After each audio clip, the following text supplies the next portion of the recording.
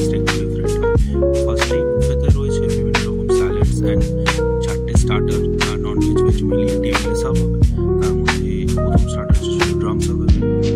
এই 4টে টেবিলে সার্ভ হওয়া স্টার্টার্স বাদেও আরও ছিল ওখানে স্যুপ অ্যান্ড বিভিন্ন রকম স্যালাডস, যার মধ্যে কিমচি অ্যান্ড অল আলাদা আলাদা স্যালাডস ছিল। তো সেগুলোকে খুব একটা আমি যাইনি, বিকজ লাঞ্চ করতে গেছিলাম অ্যান্ড পেটে খুব একটা বেশি জায়গা ছিল না, যার জন্য আমি সেই জিনিসগুলো দিয়ে পেটটা ভরানোর চেষ্টা করিনি। স্টার্টার্সে মেনলি চিকেন অ্যান্ড ফিশটা আমার মেন অ্যাট্রাকশন ছিল। সেকেন্ড স্টার্টারটা সার্ভ হলো, সেটা ছিল লাইক বেবিকর্ন, ফ্রাইড বেবিকর্ন, যেটা একটা আউটার কোটিং ছিল সফট, মশলাদার একটা কোটিং ছিল, অ্যান্ড ভেতরে লাইক ভেতরে বেবিকর্নটা ছিল যেটা ফ্রাই করা হয়েছিল, অ্যান্ড বেশ ভালো সফট ছিল। ওভারঅল খেতে ঠিকঠাক ছিল, খুব দারুণ বলবো না, বিকজ বেবিকর্নের ফ্লেভারটা অত খুব মাইল্ড ছিল আর কি।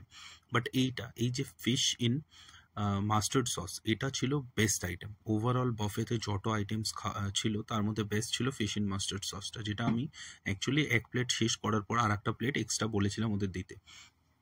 যতটা ফ্লেভারফুল ফিশটা ছিল ততটাই ফ্রেশ ছিল ফিশটা, মুখে দিতেই জাস্ট মেল্ট হয়ে যাচ্ছিল মুখে, অ্যান্ড ফ্লেভারটা জাস্ট দারুণ, অসাধারণ খেতে লেগেছে। এটা শেষ করে আর একটা আইটেম আমরা মানে ওয়েট করতে করতে খিদে বাড়ছিল, দ্যাটস ওয়াই মেন কোর্সে চলে গেছিলাম। আর একটা স্টার্টারও ছিল যেটা পরে সার্ভ করা হয়েছিল। এখানে ছিল পনির, বেসিক্যালি পনিরটা আমি নিয়েছিলাম একটু ট্রাই করে দেখার জন্য। আদার দ্যান দ্যাট এই নবরত্নটা ছিল যেটা আমি ট্রাই করতে চাইনি, বিকজ নবরত্ন কি রাইস নুডলস দিয়ে খাবো। আর এখানে আমি একটা ভুল করেছিলাম, বেসিক্যালি আমি মানে ভেজ রাইস আর ভেজ নুডলসটা নিয়ে নিয়েছিলাম ভুল করে।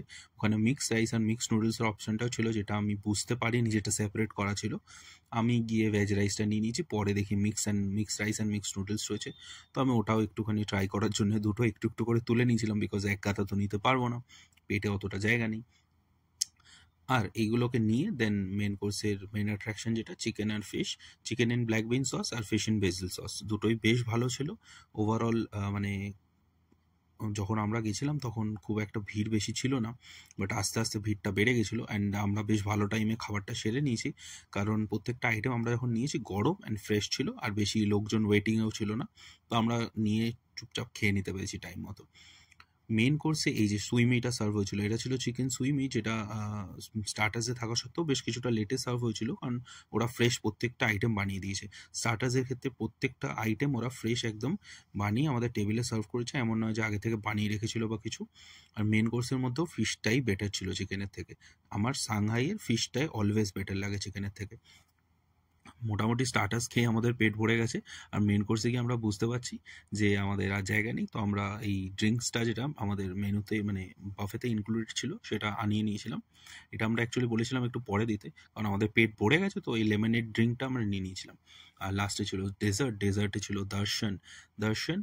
পরে এই আইটেমটা ছিল বেস্ট আইটেম অ্যাকচুয়ালি। এটা একটা নাটের কাস্টার্ড টাইপের, যেটা মানে নারকোল নাটস বিভিন্ন রকম নাটসে ম্যাশ করে বানানো, আর ছিল ম্যাঙ্গো আইসক্রিমটা মানে বেশ কিছুটা মেল্টেড দেখাচ্ছে, বাট বেশ ভালো টেস্ট ছিল আইসক্রিমটা।